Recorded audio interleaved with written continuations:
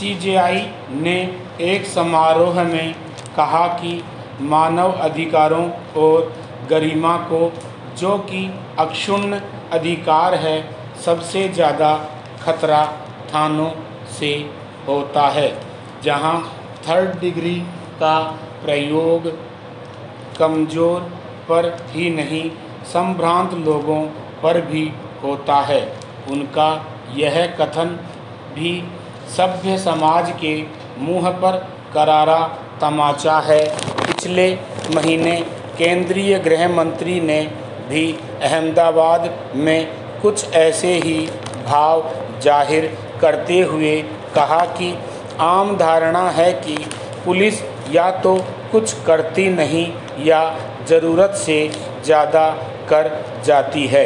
यानी देश की कार्यपालिका ही नहीं, न्यायपालिका भी जानती है कि पुलिस व्यवस्था कैसी है।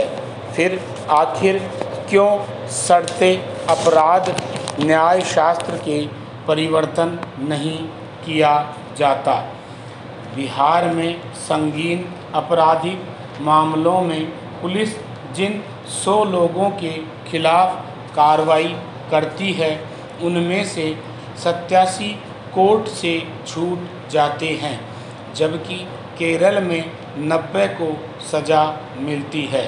अगर सीजेआई अपने इस भाव को लेकर संजीदा हैं, तो क्या अपनी तमाम सुनवाइयों में सरकार को आदेश नहीं दे सकते कि क्या अपराध कानून नई पुलिस व्यवस्था और अपराधी और समाज में उनसे खतरे के प्रति नया दृष्टिकोण विकसित करे?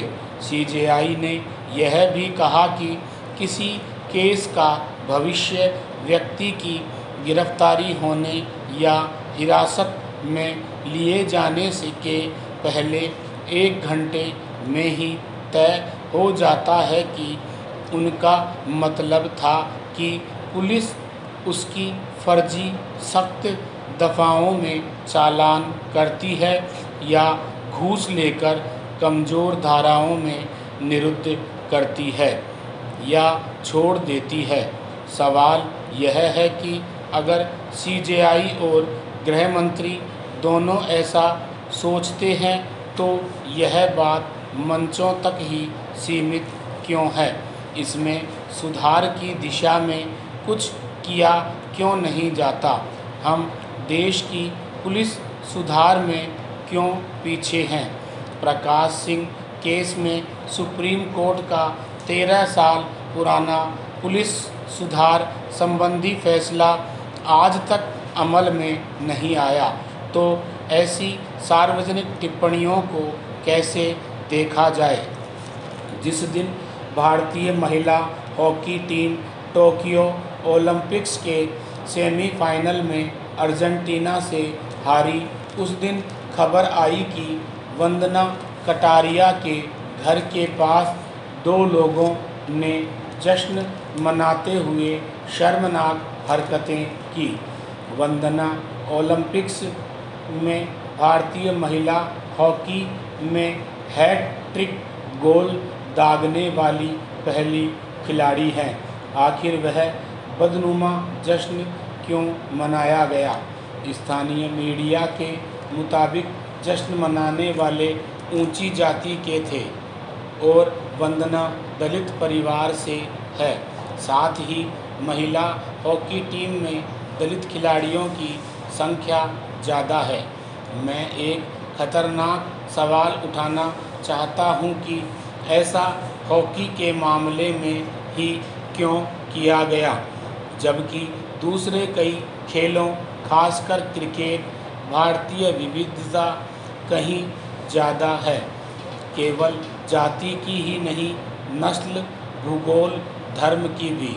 सवाल खतरनाक इसलिए है क्योंकि इस पर प्रतिक्रिया इतनी तीखी होती है कि अधिकतर लोग यह बात कबूलने से डरते हैं कि भारतीय क्रिकेट ने सबको साथ लेकर चलने के बाद तरक्की ही की है।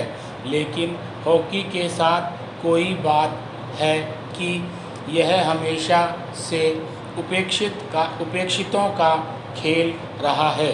अल्पसंख्यकों, आदिवासियों, प्रताड़ित वर्गों और जातियों का मुसलमानों, सिखों, एंग्लो इंडियनों, पूर्वी मध्य भारत के मैदानी इलाकों के गरीब आदिवासियों, मणिपुरियों, कोडावों ने दशकों हॉकी के जरिए प्रतिभा दिखाई है।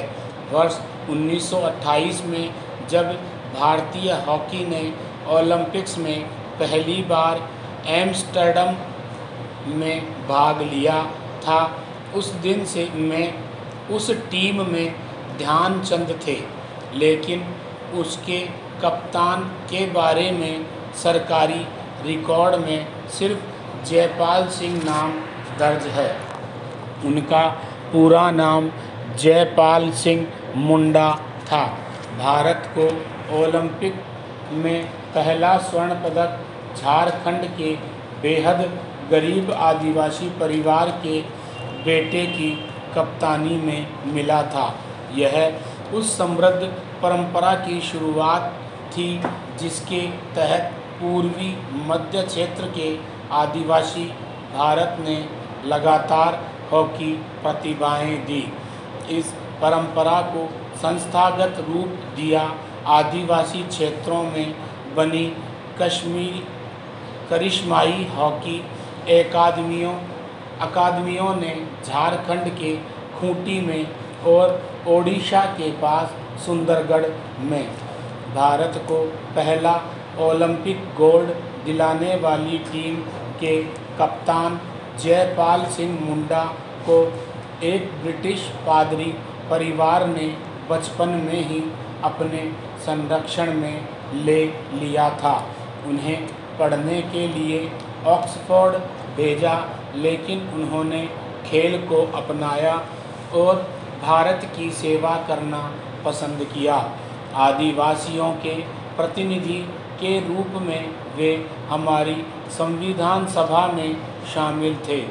वे अनिवार्य देशव्यापी शराबबंदी के सख्त खिलाफ थे। उन दिनों गांधीवादी माहौल की वजह से संविधान सभा का कुछ ऐसा ही इरादा दिख रहा था, लेकिन जयपाल सिंह मुंडा इसके खिलाफ अड़ गए। बहरहाल पहली टीम में 8 खिलाड़ी एंग्लो इंडियन थे, जिनमें गोलकीपर रिचर्ड एलेन भी थे, जिनका जन्म नागपुर में हुआ था। उस पूरे टूर्नामेंट में उन्होंने भारत के खिलाफ एक भी गोल नहीं होने दिया। उस हॉकी टीम में बाकी 3 खिलाड़ी मुस्लिम, एक सिख युवा ध्यानचंद और बेशक झारखंड के एक आदिवासी थे जो कप्तान थे। बाद में ओलंपिक हॉकी टीमों में मुसलमान और सिख खिलाड़ियों की संख्या बढ़ती गई। इसीलिए देश के बंटवारे ने हॉकी टीम को भारी झटका पहुंचाया। कई हॉकी प्रतिभाएं पाकिस्तान चली गई और भारत 1960 के रोम ओलंपिक में स्वर्ण पदक से वंचित रह गया। चूँकि बंटवारे की याद ताज़ा थी, पाकिस्तान हमारा नया मुख्य प्रतिद्वंदी था और उसके साथ युद्ध भी हो चुके थे। इसलिए 1970 के दशक तक भारतीय टीम में कम ही मुसलमान दिखते थे, लेकिन बाद में कई मुस्लिम खिलाड़ी सितारा बनकर उभरे।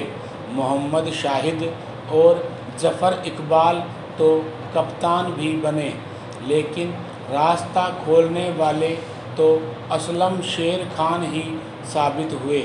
भारतीय टीम विश्व कप केवल 1975 में जीत पाई, जो कुआलालंपुर में हुआ था।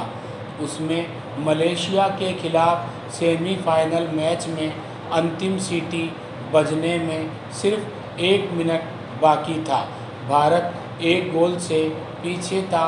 कई पेनल्टी कॉर्नर गंवाने के बाद 65वें मिनट में उसे एक पेनल्टी कॉर्नर मिला।